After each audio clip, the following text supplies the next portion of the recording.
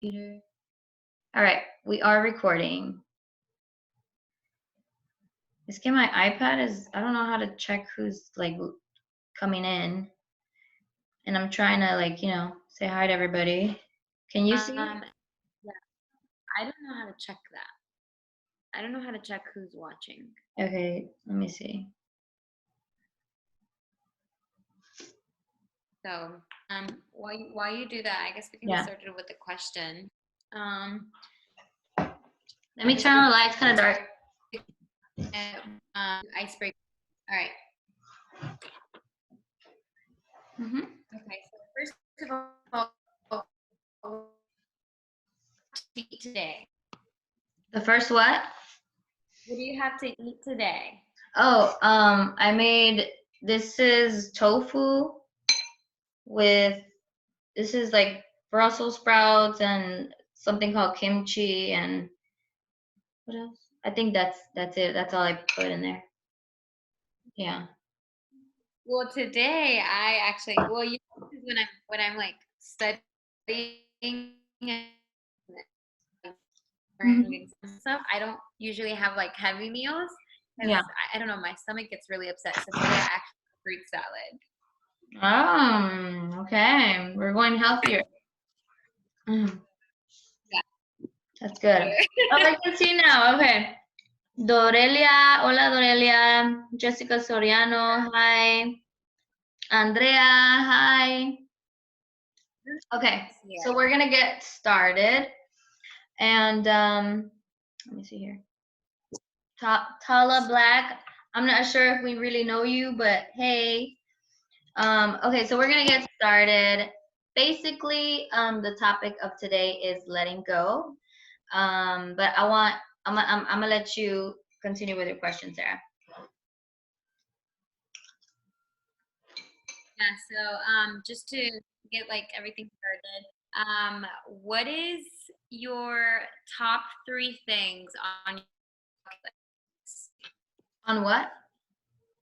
On your bucket list. Oh, well, I did want to travel the world before the coronavirus, but now I'm thinking about it.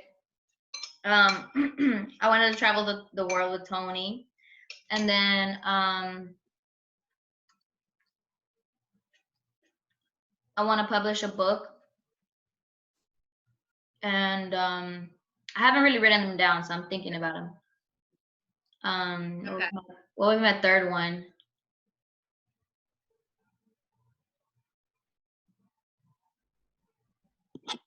I don't know. What will be my third one?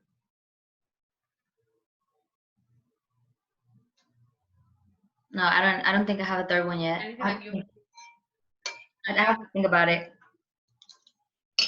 I think my top ones would be like, I really want to go to Santorini, Greece in the future. And then I still can't convince Willow to do it with me, but I really want to do skydiving. And third one, I really want to go. It's scuba diving. So I really want to try that. I'm kind of fearful of. I thought you did scuba diving in your honeymoon. So I kind of want to. No, I did. It's kind of so it's different. Scuba diving, you actually go deeper. Oh, so you want to go like deep, deep? Yeah, so I kind of want to try that out, just because I'm like afraid of like I'm afraid of like the ocean, because like even when I think about cruises, I'm not like a fan of just thinking about it. So I kind of just want to try that out to being free, kind of like face my fears, kind of thing. Wait, so you haven't been on a cruise, on a cruise? No. I went on a small cruise on my honeymoon. It was like a 1 day. But you got sick, right? Yeah, I got really seasick after. So, but I mean, they say because it was like a smaller boat than an actual cruise boat. Mm-hmm. So, Hola, hermana Rosa. cruising, I guess, might be on. Cruising might be on one of those as well. The last question I had is, what is your favorite thing to do during your me time? Your just free me time. I would say, I mean, it's different usually, but usually the same thing that I do every free time that I get, like 70% of the time is like, I just like to wake up, not cook, and then just like basically like if I haven't done my nails, which I usually go do my nails, but right now, you can't do that. So I do my nails. Sometimes I tan myself because I self tan. Sometimes I just kind of like self care, and I just feel like so much better. I take my blackheads out. I do a facial. I just do everything and that just makes me feel like relaxed. Sometimes I take a bath. And I just kind of do what I want to do on the day. Like if I feel like playing music, there's days that I feel like just playing music. There's days that I feel like doing physical work outside of the house, like taking care of, I don't know, the yard or the ¿cómo se dice?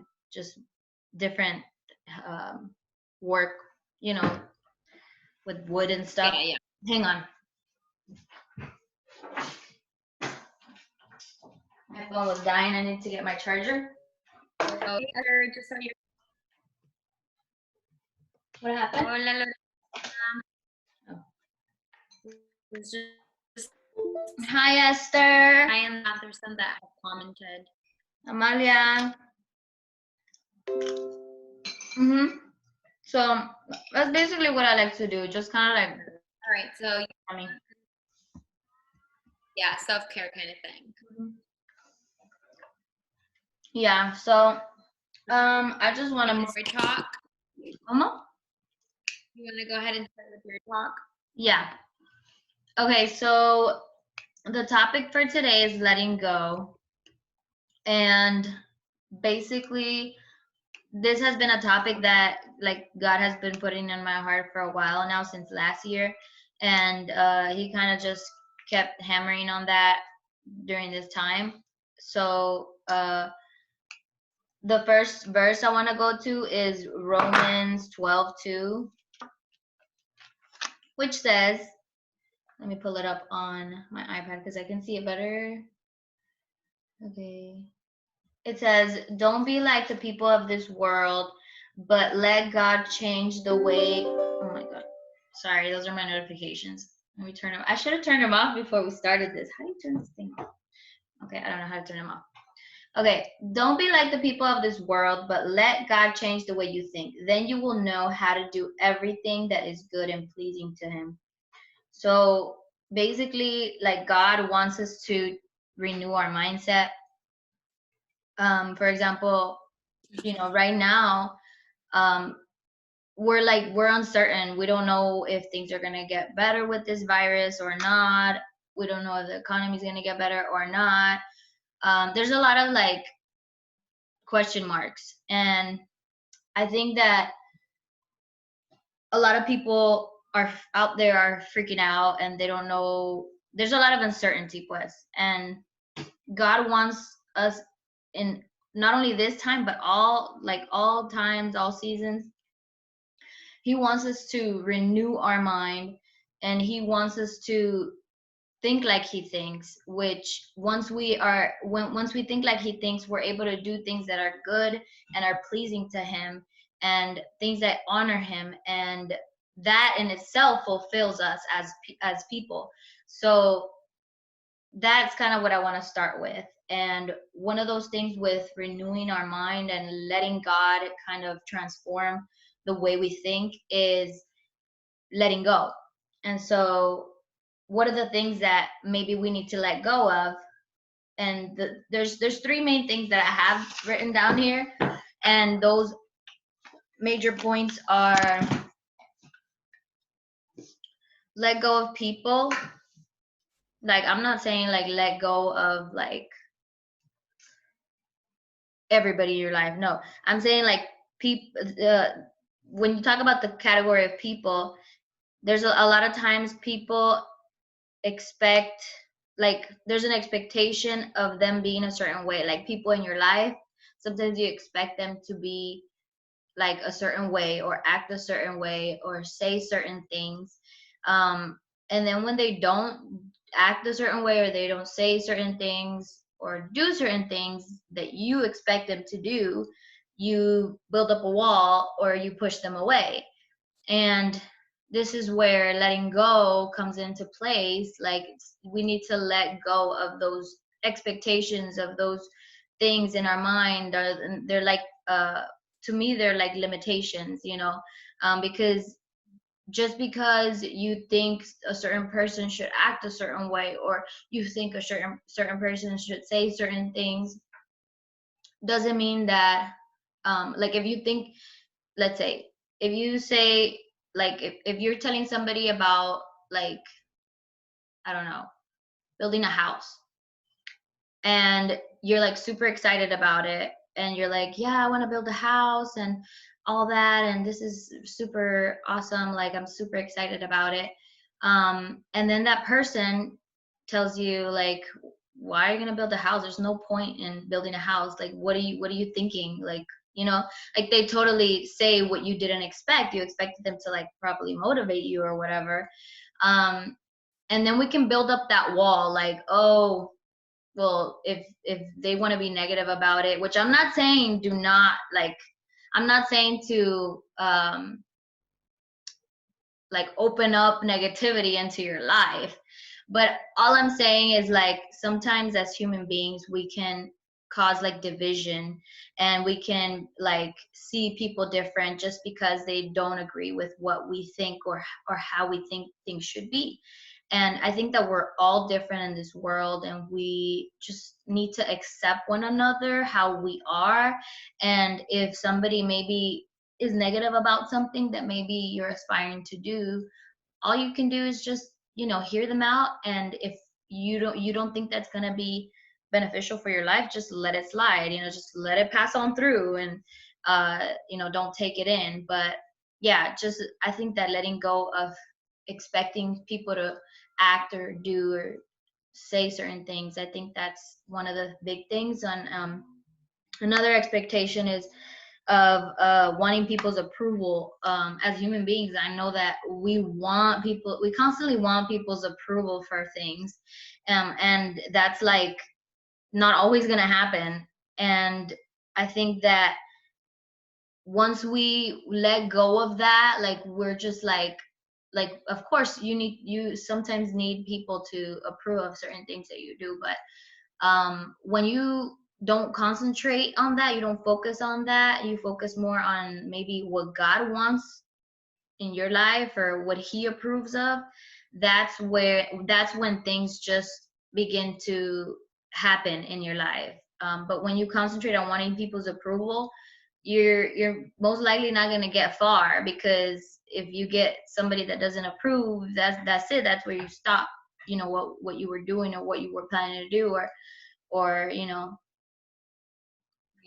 And I feel like I think the right word would be like, because like say sometimes we need approval for something. I feel like the right word is not to please. Like we shouldn't be people pleasers. There you go. Yeah. Yeah, I like that word better. Because People pleasers. right, because like you have let's say like certain things that we want others to, for example, say, okay, well, do you think this is right, or do you think this is the right time, this and that? It's not like we are please them, we're also looking for, like, let's say example, mentoring and stuff like that. Yeah, exactly. And I think that when we don't focus on being people pleasers, that like, we focus on what God wants, and then what we also want in life. First, what God wants, that's in my life priority. but also what you specifically want. Like a lot of times, the majority of people can tell you like go for the red one, and that you love the blue one, and like God's telling you the blue one too. So it's like you got to learn how to distinguish, like not to be so moved by what people tell you, what people want, because then you're going to be unhappy because you're going to choose what other people wanted instead of what you wanted. So that could be applied to different situations, but yeah, that's one of the things that I would say to learn to let go of. Another thing is, and which is big, I think it's big with me, because I used to be somebody that had a hard time with this one, is let go of the the outcome of things. Like let go of the of certain expectation of outcome. Like if you wanted something to turn out a certain way and it didn't turn out how you expected it, like don't let that control your emotions. Like it could be that like God is saving you from something. Like for example, if you had an appointment with a plumber at 10 a.m. or whatever, and they were going to come to your house at 10 a.m., like, and they didn't come at 10 a.m., they came at like 11, they came late. Like I would be the type of person that'd be like I told you at 10 a.m., like what is your problem, so you know I think that I've learned how to be like, well, maybe he had an emergency, or maybe, God saved him from an accident, or me from an accident, that maybe with the plumbing situation. I don't know. Like we got to learn how to let go of expecting certain outcomes, because when something doesn't work out your way, there's a reason for it. And sometimes we plan things to the T, and we want them to come out exactly like that, and when they don't, we freak out, or we get upset, or we're just like, I give up because it's not working out how I expected it to be. But sometimes those results that maybe you didn't plan to come out like that are better than what you planned yourself, and sometimes God wants us to see that, that we just need to let go so he can do what he wants to do. And like I said, this can be applied in different situations. And then the last thing I want to point out is letting go of labels. That is another big thing that I think throughout time God has been working with me, is a lot of times we can label ourselves like, oh, like I don't put up with nothing, or I don't do this, I don't do that. Very I'm very like, I don't know, clean, I'm very this or that. Like it's good to be clean, of course, but that's not my point. My point is like, don't put labels on yourself where you can close off other people. Like, like if I say, oh, let's say example, like there's a cat lady, right? She's like, I'm a cat lady. Like that's it. I only take cats. Like I love cats, and that's it. Um and usually cat ladies, they don't get married, right? Like they usually just have cats. That's the kind of like the like, you know what I mean. So this cat lady maybe is like, no, I'm a cat lady. And then there's this wonderful, like, I don't know, guy that is meant for her comes by, into her life, and she's like, oh no, like I'm a cat lady, that's it, like I'm not getting married, I just want my cats. Like, it's kind of a funny example, but it's what I could think of. But like I said, you can apply all these things to different situations. And so, like, she could be losing a blessing of having a great husband that could even help her with her cats. And, like, you know what I mean? Throughout life. So it's like you have to not label yourself, and just let God be the one that leads you in how you are, because I'm not the same person that I was like years ago. And there's a lot of things that I thought I was, and I can tell you now that I'm not, like a lot of throughout time, people have labeled me as like enojona, especially in my family.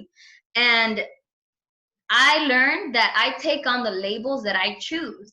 And I used to be very enojona, of course, because that's the label that was put on me throughout time, throughout my whole family. I'm not talking about just immediate family, like other, other family members. So I was like, I'm not taking on that label. Like, at one point I came to my life where I was just like, that's not who I am, and that's not who I want to be. And my husband helped with this as well. He told me, like, you don't have to be like that. Like, you're not. That's not the role you have to take, even though maybe you've taken that for a long time. And that's where I started changing my perspective and letting God renew my mind and tell me, you are patient, you are kind, you are, self-controlled. And that is the identity that I took on. And I'm not saying I don't get mad, because I do get mad at times.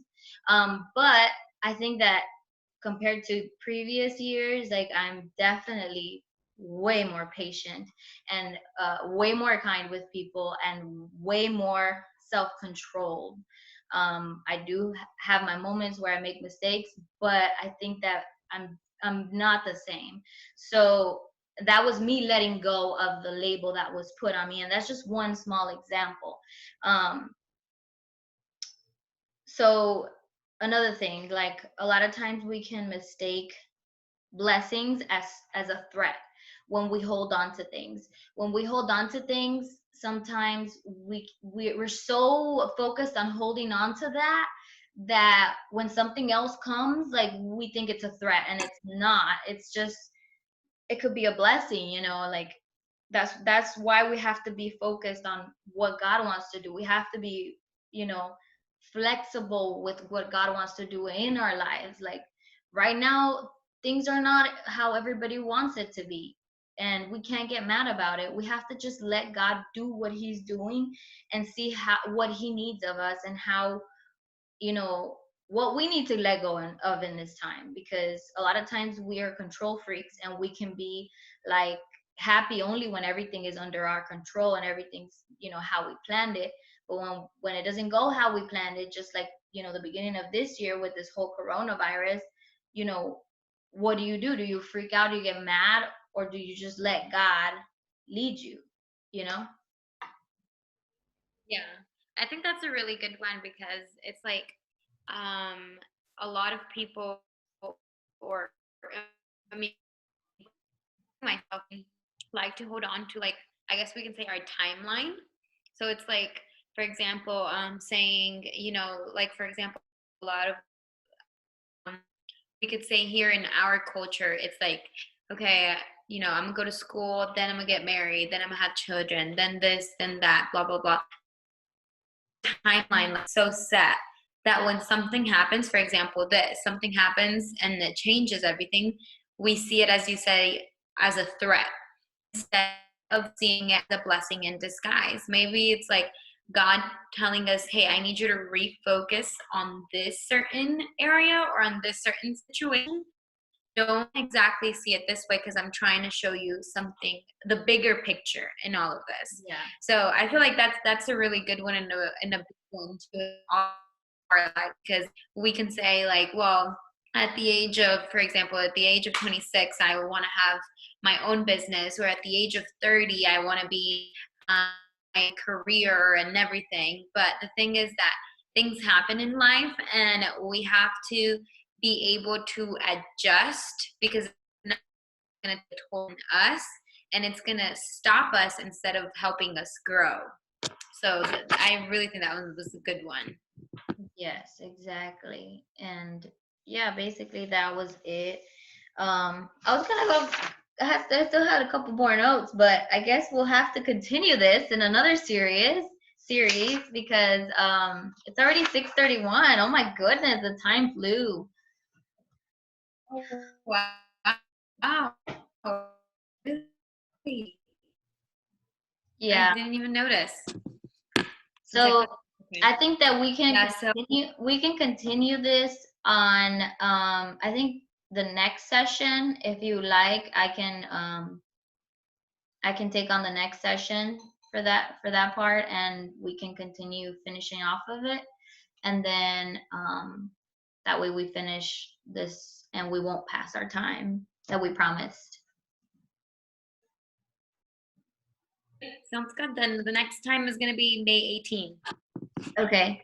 All right. So write it down, guys. May 18th will be our next table talks, which we will continue letting go. Thanks for tuning in, guys.